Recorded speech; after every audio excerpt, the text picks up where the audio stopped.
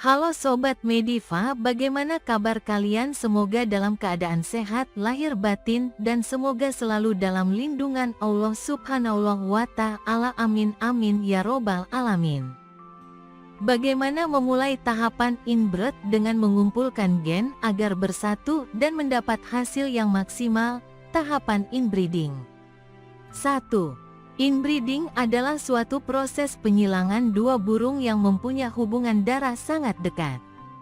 Kalau hubungan darahnya agak jauh biasa disebut dengan line breeding. 2. Tujuan inbreeding adalah untuk mengumpulkan atau mendapatkan suatu kombinasi gen yang kita inginkan melalui proses penyilangan dan seleksi.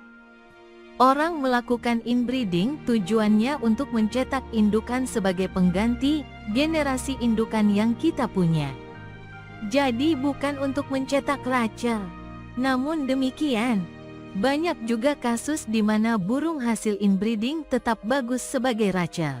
Tapi kalau inbreeding dilakukan secara terus-menerus maka akan muncul dampak inbreeding depression yang bentuknya macam-macam. 3. Tidak semua burung cocok untuk inbreeding. Jadi jangan kaget kalau hasil inbreeding anakannya ada yang aneh-aneh, fisiknya ganjil, cacat, dan lainnya. Tapi banyak juga yang berpendapat bahwa sepanjang indukannya burung bagus, maka tidak perlu takut untuk melakukan inbreeding. 4. Tidak ada satu strategi penyilangan yang dianggap paling baik. Semuanya sama saja. Meskipun ada kaidah-kaidah dasar, baik atau jeleknya strategi penyilangan tergantung dari kecocokan darah dua burung yang kita silangkan. 5. Breeding adalah proses yang terus-menerus. Jadi tidak ada istilah cepat atau lambat. Breeding bisa jalan bersamaan dengan main. Jadi tidak berarti kalau lagi breeding mainnya berhenti. Kalau kita punya dua jantan, katakanlah A dan B dan 4 betina, C, D, E, F. Saya asumsikan ke-6 burung tersebut tidak ada hubungan darah sama sekali. Tapi kalau ada yang punya hubungan darah satu sama lain sebaiknya dikelompokkan. Lalu kita akan membuat dua jalur terah, yaitu terah A dan terah B, jantan sebagai patokan terah.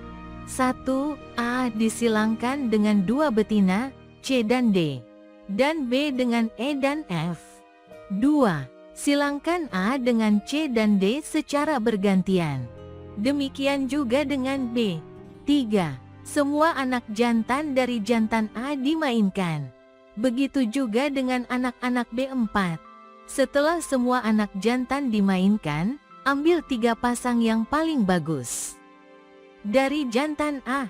Misal ketiga pasang yang terbaik adalah G, H, I, J, K, L. Dari jantan B juga diambil 3 pasang. 5. Dari jalur A, ambil 1 anak jantan disilangkan dengan ibunya dan 1 anak betina disilangkan dengan bapaknya.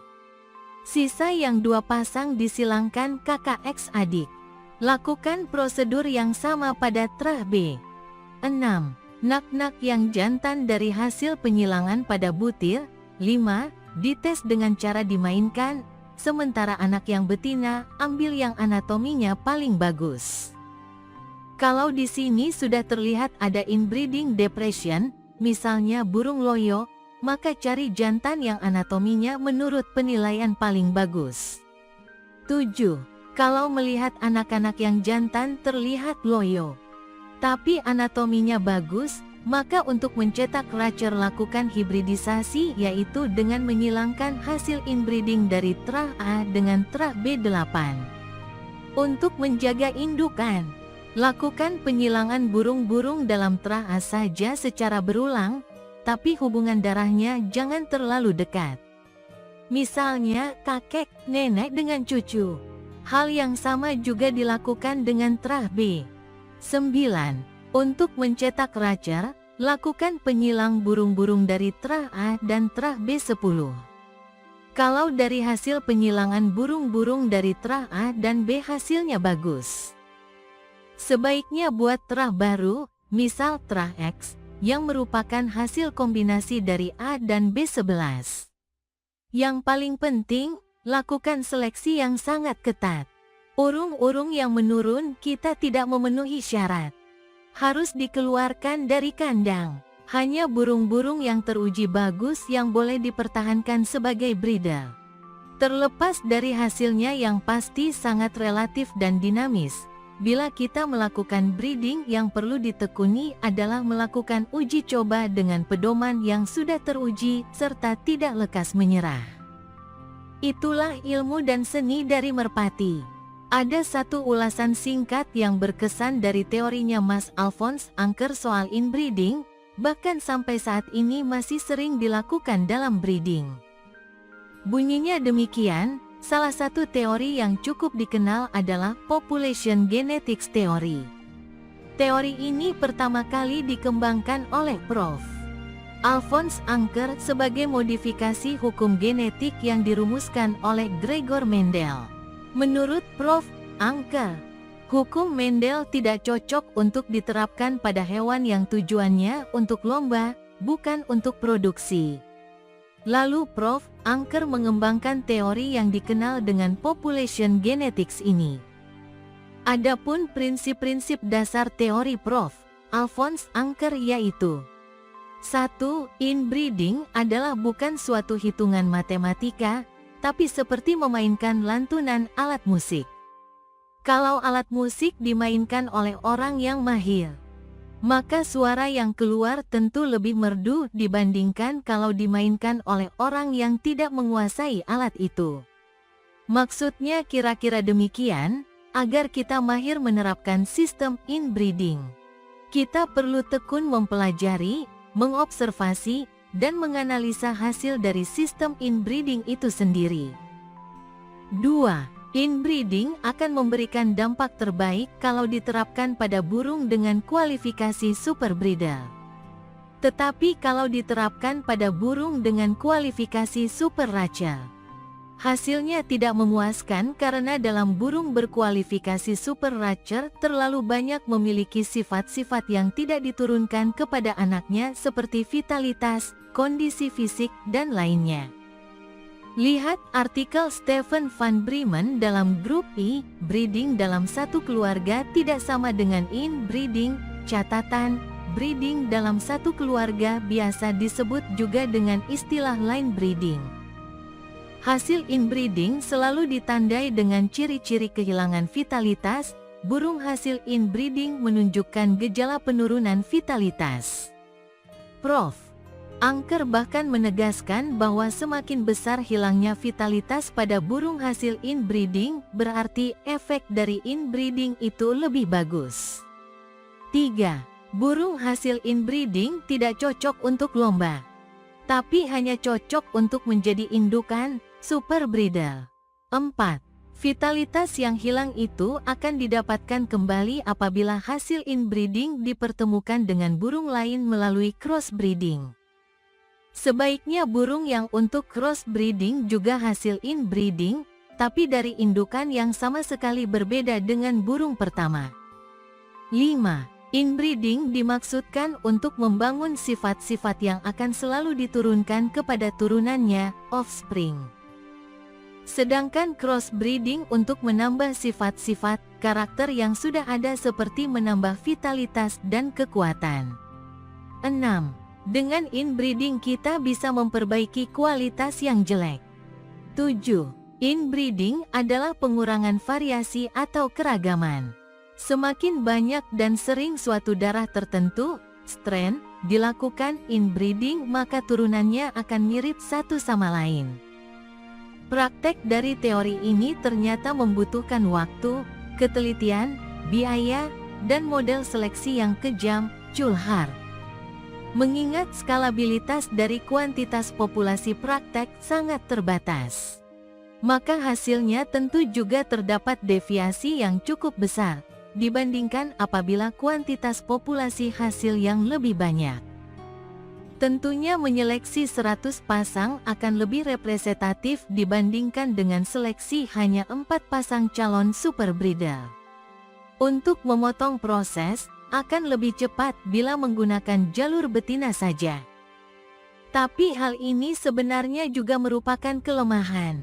Boleh jadi setiap pairing indukan yang dilakukan tidak dapat dipastikan bahwa anak jantan atau betinanya yang paling tepat untuk dipergunakan sebagai tahapan menuju super breeder. Dengan kata lain, ada pairing indukan yang hanya menghasilkan anak jantannya saja yang baik, atau anak betinanya saja yang baik. Bila menangkap pendapat Prof. Angker bahwa masalah inbreeding semata-mata hanya ditujukan untuk super breeder saja. Hal ini bisa dipahami karena inbreeding prinsipnya mengurangi variasi keragaman, agar keturunannya memiliki sifat, karakter yang mirip dengan indukannya. Semakin banyak dan sering suatu darah tertentu, strain, dilakukan inbreeding, maka turunannya akan mirip satu sama lain. Sebagaimana kita ketahui, kelebihan dari inbreeding di atas ternyata membawa dampak negatif berupa inbreeding depression yang mengakibatkan turunnya vitalitas dan penurunan kondisi fisik yang tidak memungkinkan burung untuk dijadikan super rancher, pembalap. Bisa dibayangkan burung loyo dimaksud akan bekerja super ekstra untuk bisa terbang cepat, jauh, homing orientation yang cepat, napas yang mumpuni, dan power yang diperlukan untuk sprint. Sudah bisa diprediksi kondisi inbreeding depression tersebut tidak menjamin burung dapat bekerja optimal. Inilah yang membuat Prof. Angker menyebutkan bahwa inbreeding akan memberikan dampak terbaik kalau diterapkan pada burung dengan kualifikasi super breeder. Tetapi kalau diterapkan pada burung dengan kualifikasi super rancher, hasilnya tidak memuaskan. Logika ini menjadi semakin jelas ketika Prof. Angker memberi solusi bahwa vitalitas yang hilang itu akan didapatkan kembali apabila hasil inbreeding dipertemukan dengan burung lain melalui crossbreeding. Sebaiknya burung yang untuk crossbreeding juga hasil inbreeding, tapi dari indukan yang sama sekali berbeda dengan burung pertama. Sepertinya jelas bisa kita semua pahami, seperti juga yang dikatakan Angker di awal, bahwa hukum Mendel yang terkait dengan inbreeding memang tidak cocok diterapkan pada hewan untuk tujuan lomba, tapi bisa optimal, terbatas lingkup induknya, apabila dijadikan super rancher. Kalau kita membahas dan memperlebar masalahnya menjadi kasuistik bahwa ada orang tua yang tidak mampu menurunkan genetik yang dipunyai kepada keturunannya, maka dalam lingkup pembicaraan hukum Mendel ini kita tidak menyinggung masalah asimetrik atau epistasis dalam penurunan gen orang tua ke induknya. Proses crossbreed sebagai tahap I dari teorinya Angker.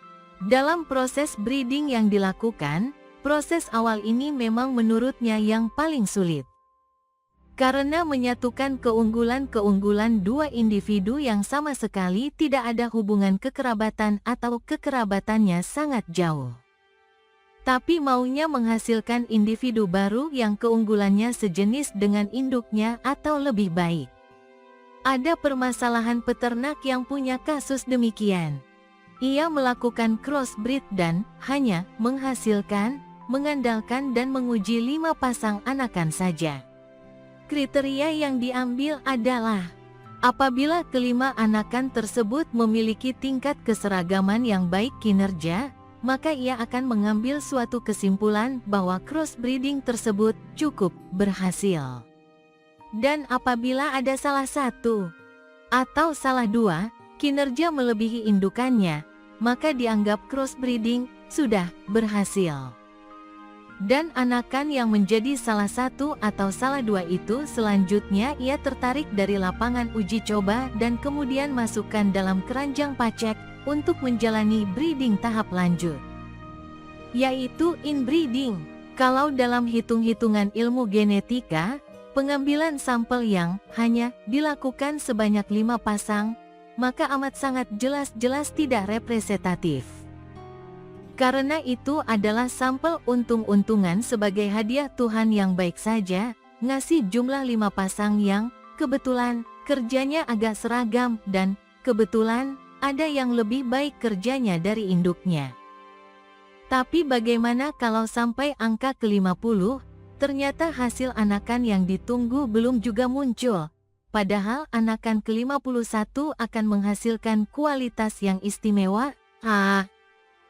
Apakah talent genetik mapping yang bersifat vertikal dan horizontal bisa dijadikan salah satu cara untuk meminimalisir angka 51 tersebut? B. Gimana ya cara uji coba yang cepat tapi tepat? C. Adakah cara lain yang lebih efektif? Mana tahapan inbreeding menurut Prof. Angker yang perlu kita pilih? 1. Mana yang lebih menjanjikan kualitas, hasil, pemurnian lebih baik?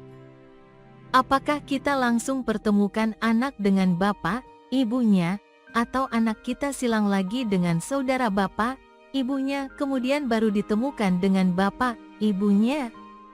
2. Atau ada cara lain? Pada prinsipnya, penemuan super breeder, tahap I, dengan super ratcher, tahap I, sudah harus dipastikan sejak awal ketika terjadi crossbreed atau outcrossing saat pertama kali bertemunya dua indukan. Dalam hal ini anak-anak dari pertemuan AXB dan AXC ketika dimainkan sudah harus memperlihatkan bahwa anak-anakannya memiliki kerja sesuai yang diharapkan, merata kemampuannya. Sama atau lebih baik dari indukannya. Sebenarnya uji lapangan tersebut secara tidak langsung juga memperlihatkan progenitas dari indukan awal. Terlebih terhadap indukan A karena dilakukan silang dengan dua betina. Logika keberlanjutan proyek menjadi lebih masuk akal ketika anak-anak dari A, baik yang berasal dari betina B atau C, telah memperlihatkan kelayakan sebagai super ratcher yang diharapkan. Soal kriteria layak atau tidak, standar setiap orang, tempat dan lapak tentunya berbeda. Akan tetapi dengan membandingkan bahwa anaknya lebih baik dari indukannya, maka indikasi layak bisa diterima. Dengan demikian, apabila dalam uji coba lapangan ternyata anak-anak dari A tersebut dianggap tidak layak, maka jangan sungkan-sungkan untuk segera mengganti dengan indukan yang lain. Hal ini bukan berarti indukan jelek, akan tetapi breeding memang bukan matematika yang bisa kita atur semaunya. Bisa jadi pairing yang dilakukan memang tidak cocok, atau yang lebih fair lagi. Dari aspek ilmu genetika, kemungkinan memang akan muncul anakan yang diharapkan, namun bisa jadi setelah piyekan yang menetas jumlahnya 100. Baru nanti yang ke-101 baru kita bisa mendapatkan super ratcher dan calon super breeder yang baik. Disinilah letak kelemahan dari breeding secara konvensional dengan tingkat sampling yang sangat terbatas. Bukan berarti Prof. Angker jauh lebih pintar dari kita. Tapi kesempatan kita untuk melakukan eksperimen saja yang tidak mendukung dari segi waktu, biaya, kesempatan dan dukungan sarana serta prasarana yang memadai. Kalau kita baca biografi peternak-peternak merpati yang sukses di dunia, ternyata mereka bukanlah seorang genetis atau ahli genetika by education. Sepanjang yang perlu diketahui, Angker dan Shoemaker memang ahli genetika. Sebagian besar dari mereka yang sukses itu adalah genetis by experience, dari pengalaman. Tentu mereka yang menjadi genetis by experience adalah orang-orang yang tekun dan cermat mengamati, mencatat, dan mengevaluasi hasil ternakannya dan berhasil melakukan mapping genetik ternakannya. Dan akhirnya mereka pun menjadi ahli genetika. Untuk sampai ke level ahli genetika merupakan proses yang sangat panjang. Tapi jangan harap kita bisa sampai ke level itu kalau kita tidak tekun, tidak cermat, dan tidak rapih dalam membuat catatan-catatan mengenai apa yang terjadi di kandang kita. Perlu kita pedomani bahwa kita juga bukan genetis by education nor by experience.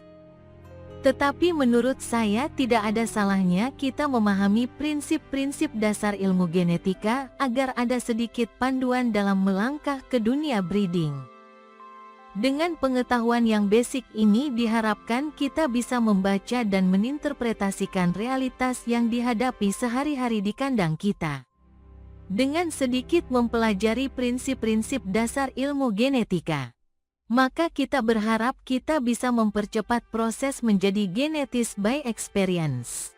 Tetapi, teori is teori. Bisa saja dalam penerapannya di lapangan ada penyimpangan sehingga perlu penyesuaian. Tapi jangan sampai kita menjungkir balikan suatu teori tanpa dasar dan bukti empiris yang jelas dan bisa dipertanggungjawabkan. Yang justru bikin rancu, yang suka bikin celaka. Orang menentang atau mengaduk-aduk suatu teori padahal dia sendiri tidak memahami teori itu. Saya berpikir kita adalah bird farm yang cerdas dan kreatif dalam menerapkan suatu teori ke dalam pengalaman empiris. Oleh JM, semoga bermanfaat dan salam merpati lovers.